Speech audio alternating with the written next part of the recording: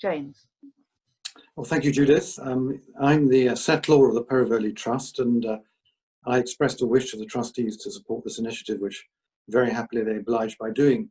So I think I should possibly explain a little bit who I am. So I studied law at Bristol in the 70s, and then became a solicitor in London, a pretty incompetent one. And then I became a fund manager in Edinburgh and then Hong Kong, and set up my own firm, co-founded in Singapore in 1996. And I put the ownership into a trust, Perivoli Trust. Perivoli means garden in Greek. It's philanthropic in nature. And my main interest is in Africa. I was born in Uganda. I have a great affinity with the continent. And as an emerging market investor, I suppose I traveled widely and came to see from firsthand some of the issues that Africa faces. These are well known, and I don't wish to sound paternalistic, but they are around poverty and social justice and governance and whatnot, but particularly the demographics. Africa population currently 1.3 billion, that's 17% of the global population. But by the end of the century, that's forecast to be 4.4 billion, 40%, over 40% of the global population. So getting Africa right matters very much, and in my view, this is underappreciated. And so how does Perivoli go about thinking about Africa? Well, we have three initiatives. The first is around nursery school education, and we have a program which shows nursery school teachers how to create educational activities, classroom activities out of recycled materials. It costs them nothing.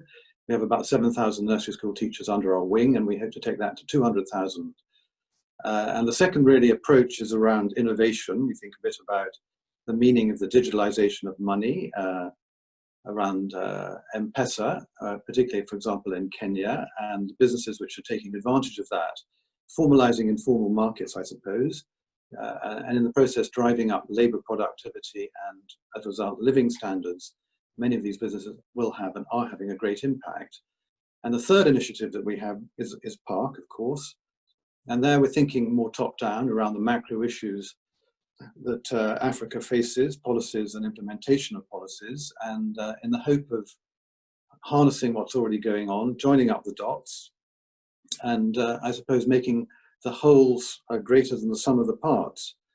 I think I would also say that there are relatively few Africa research centres in the UK, 4 or 5, I believe, and certainly PARC is by some distance, I believe, the most ambitious. And so I think it does create an opportunity to place Bristol on the map in what will, I believe, become a very important area, and I hope that continues to be the case.